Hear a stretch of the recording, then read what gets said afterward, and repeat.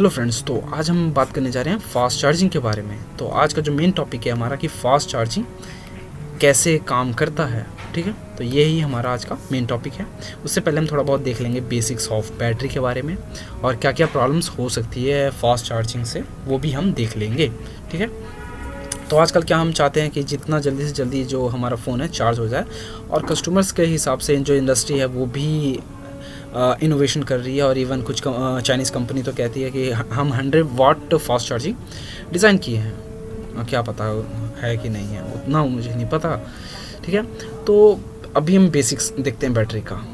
ठीक है, जो पहले के जो फ़ोन्स रहते थे, जैसे आप नोकिया का फ़ोन ही पहले यूज़ हुआ करता था मोस्टली, तो उस पर आप पीछे खोलते तो कुछ इस टाइप्स की बैटरी होती थी। तो उस पर लिखा रहता था लिथियम आयन बैटरी। आजकल की भी जो बैटरी है वो भी लिथियम आयन ही मोस्टली बैटरी ही होती है। तो हम बेसिकली लिथियम आयन बैटरी ही क्यों यूज़ करते हैं? हमारे पास निकल कैडमियम की बैटरी होती है, वो सब क्यों नहीं यूज़ करते? तो इसका जो मेन रीज़न होता है, इसका जो होता है हाई एनर्जी डेंसिटी होता है। हाई एनर्जी डेंसिटी होता है और लो डिस्चार्ज रेट होता है। जो डिस्चार्ज रेट लो, अभी बताता हूँ डिस्चार्ज रेट के बारे में। लो डिस्चार्ज रेट होता है हमारा इसका। डिस्चार्ज रेट का मतलब कि जैसे कि आप जानते हैं कि जो बैटरीज होती हैं उसके अंदर केमिकल रिएक्शंस चलती रहती है, लेकिन ये नहीं है कि आप यूज़ नहीं कर रहे तो केमिकल रिएक्शंस बंद हो जाएगी, वो धीरे धीरे उसमें भी चलती रहती है। और ये इवन यही लिथियम आयन बैटरी नहीं, सारी बैटरीज में ही, मोस्टली बैटरीज में भी ये ऐसा ही होता है, और वो भी डिस्चार्ज हो जाती है ऑटोमेटिक। ठीक है, तो लेकिन इसमें जो होता है ये लो डिस्चार्ज रेट होता है इसमें, यही इसकी खासियत है। और मेंटेनेंस भी इसकी काफ़ी कम होती है, कुछ ज़्यादा हमें कुछ करना नहीं होता इस बैटरी का। देखिए, इसमें ये जो लिखा हुआ रहता है 3000 mAh। 3000 mAh का मतलब क्या होता है? तो 3000 mAh मतलब मिली एम्पियर आवर्स। मतलब आपका जो फ़ोन है अगर वो लेता है 3000 मिली एम्पियर फ़ोन को चलाने के लिए, तो कितना देर चलेगा? वो 1 घंटा चलेगा। अगर वही आपका फ़ोन अगर रेटेड है 300 मिली एम्पियर लेता है तो कितना देर चलेगा? 10 घंटे चलेगा। और जो पहले के फ़ोन्स रहते थे वो इवन 100 मिली एम्पियर पे भी आराम से चलते थे, तो कितना चलेगा? लगभग 30 घंटे चलेगा। तो ये इस टाइप का होता है। आजकल के जो इवन फ़ोन्स होते हैं उसमें 5000 का मिली एम्पियर आता है, 6000, 8000। ठीक है, इस टाइप से होता है। तो ये था बेसिक्स ऑफ बैटरी। तो चलिए मेन टॉपिक जो हमारा है, वर्किंग ऑफ फास्ट चार्जिंग। जो चार्जिंग होता है एक्चुअली में, जो चार्जिंग होता है वो 2 फेजेस में काम करता है। एक होता है कांस्टेंट करंट फेज और दूसरा होता है कांस्टेंट वोल्टेज फेज।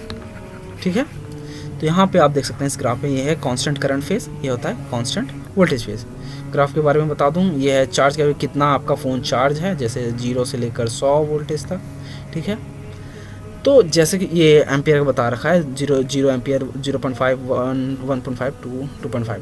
ठीक है, जो हमारा जो फास्ट चार्जिंग होता है वो कांस्टेंट करंट फेज में काम करता है। यहाँ पे आप देख सकते हैं जो हमारा जो वोल्टेज है, वोल्टेज की लाइन देख सकते हैं, ये स्टेडी इंक्रीज करता है स्टार्टिंग में, और करंट क्या रहता है हमारा? कांस्टेंट रहता है करंट हमारा।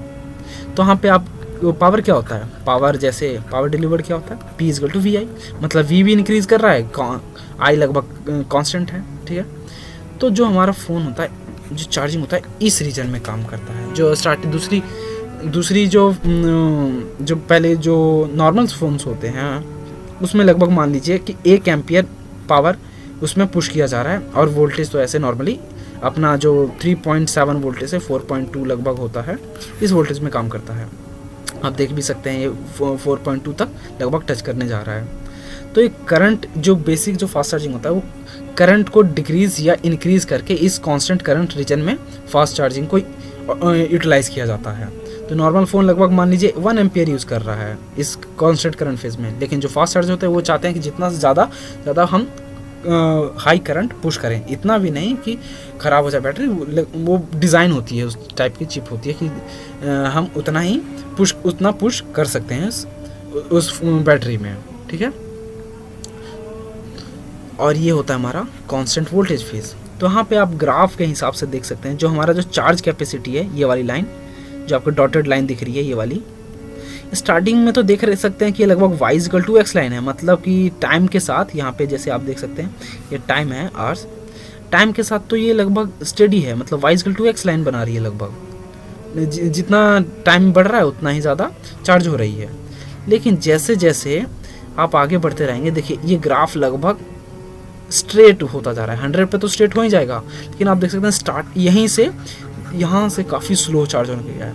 तो इसलिए आप कभी चेक किए होंगे कि 80 to 100% जाने में आपका फ़ोन काफ़ी ज़्यादा टाइम लगाता है एज़ कम्पेयर टू जो 0 से जो 50% या 60% जो भी होता है उस रीजन में। जो इसलिए हमारा जो फास्ट चार्जिंग भी होता है वो 0 से 50% के रीजन में ही काम करता है। यहाँ पे आप देख सकते हैं कांस्टेंट करंट कब तक है, लगभग 50 से 60% तक। और फिर उसके बाद क्या होता है, करंट डिक्रीज़ होने लगता है और वोल्टेज हमारा क्या हो जाता है, कांस्टेंट हो जाता है वोल्टेज हमारा।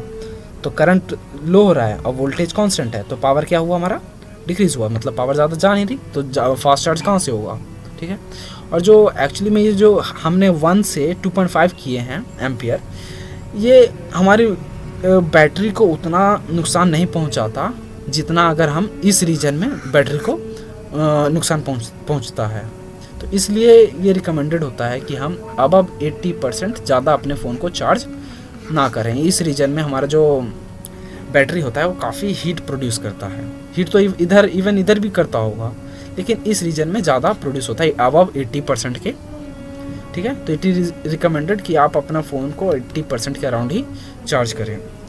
और ये फास्ट चार्जिंग भी अगर मान लीजिए कि आप कर रहे हैं दूसरे फ़ोन्स को, नॉर्मल फ़ोन को, तो उसमें रिकमेंडेड नहीं होता, क्योंकि जो हमारा फ़ोन्स होता है वो फास्ट चार्जिंग को हैंडल करने के लिए नए वाले फ़ोन बने हुए रहते हैं और उसमें रेजिस्टेंस भी ऐसे टाइप के रहते हैं कि वो हैंडल कर सके उतने पावर्स को। बट पहले वाले फ़ोन्स नहीं रहते थे क्योंकि फास्ट चार्जिंग उस समय नहीं था, तो उन सबको चार्ज करने में ख़राब हो सकता है आपका फ़ोन। तो यहाँ पे थोड़ा सा लिमिटेशन आ जाता है। तो ये था फास्ट चार्जिंग की वर्किंग के बारे में। अगर आपको ये वीडियो पसंद आया हो तो लाइक कर सकते हैं। अगर कुछ भी आपको डाउट हो तो हमारे चैनल को सब्सक्राइब कर लीजिए, या उसको अपने डाउट्स को कमेंट सेक्शन में लिख लीजिए, ठीक है। अगर आपको वीडियो पसंद आया तो शेयर भी कर सकते हैं अपने दोस्तों के साथ। सो धन्यवाद, फिर मिलेंगे। और ऐसे ही मैं इलेक्ट्रॉनिक्स और इन्फॉर्मेटिव वीडियोस लाता रहता हूँ, अगर ठीक है। So again thank you.